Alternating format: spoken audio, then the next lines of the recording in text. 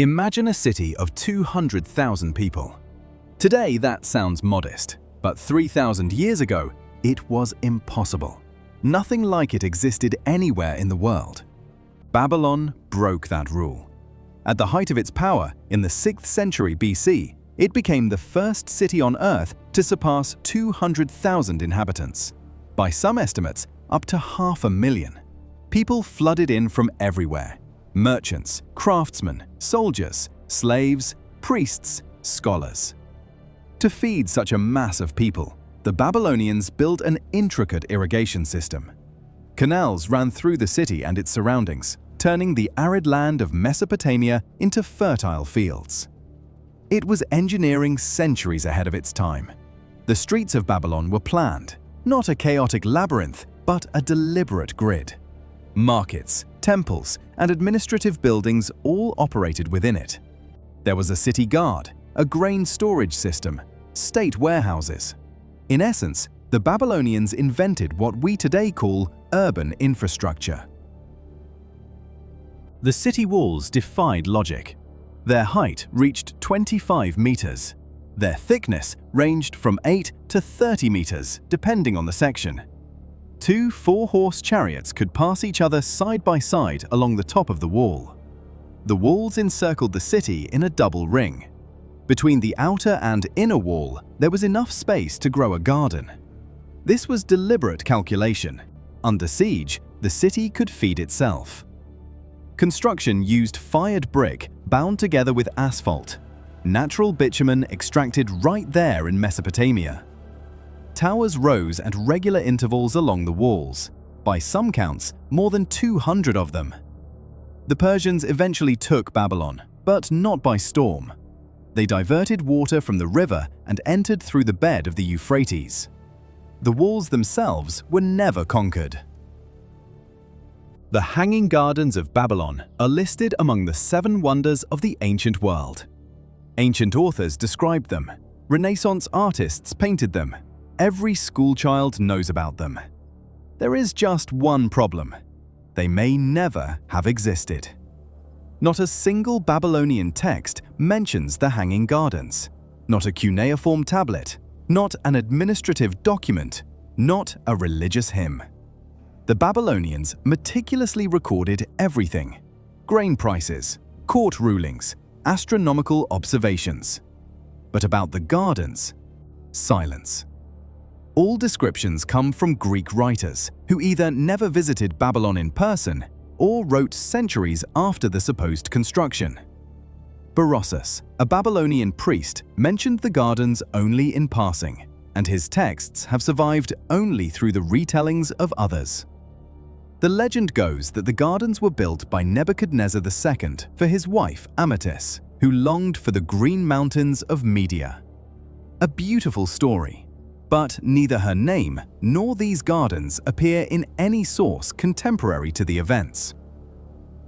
To enter Babylon meant passing through the Ishtar Gate. There was no way around it, not for a merchant, not for an ambassador, not for a conqueror. It was the only entrance into the heart of the city. And that was entirely intentional. The gate was built under Nebuchadnezzar II in the 6th century BC. It stood 14 meters tall. But it was not the size that struck those who entered. It was the color. The entire structure was faced with glazed brick of a deep, saturated blue, a shade that was extremely rare in the ancient world. Blue was the color of gods, the color of the sky, the color of the impossible. Producing such a pigment was difficult and expensive. Against this blue background, rows of relief figures ran across the surface. Golden lions, white and yellow bulls, mythical dragon serpents called Sarush, with the body of a snake, the claws of an eagle, and the head of a horned beast. 120 animals in total. Most people think of the Tower of Babel as a legend, a beautiful parable about human pride and the wrath of the gods. But behind the biblical myth stands a very real structure. It was called Etemenanki. In Sumerian, the name means house of the foundation of heaven and earth. It was a ziggurat, a stepped tower of fired brick, typical of Mesopotamian architecture. But Etemenanke was not just any ziggurat, it was the most grandiose of them all. According to scholarly reconstructions, the tower had 7 tiers and reached 90 meters in height. Its base was a square with sides of roughly 90 meters. At the summit stood a temple to the god Marduk, the patron deity of Babylon. Only priests were permitted to ascend that high. It was believed that this was where the gods met with humanity. Today, all that remains of Etemenanke is the foundation, a rectangular depression in the Iraqi earth. But the scale of the pit speaks for itself. Every time you look at a clock, you are using Babylonian mathematics. Every time GPS calculates your coordinates, it uses Babylonian degrees. This is not a metaphor, it is the literal truth. The Babylonians did not count in tens, they counted in 60s. Why 60? That number is divisible by 2, 3, 4, 5, 6, 10, 12, 15, 20, and 30. No other small number has so many divisors. For trade, astronomy, and construction, this was ideal. Fractions almost never came up. The Greeks adopted this system, then the Arabs, then medieval Europe, then the entire world. Alexander entered the city in 331 BC, not as a conqueror, but as a liberator. He made offerings to the Babylonian gods, ordered the restoration of destroyed temples, and declared Babylon the capital of his new empire. The greatest city of the ancient world was to become the heart of the greatest power on earth. But something went wrong. In June of 323 BC, after a grand banquet, Alexander fell ill.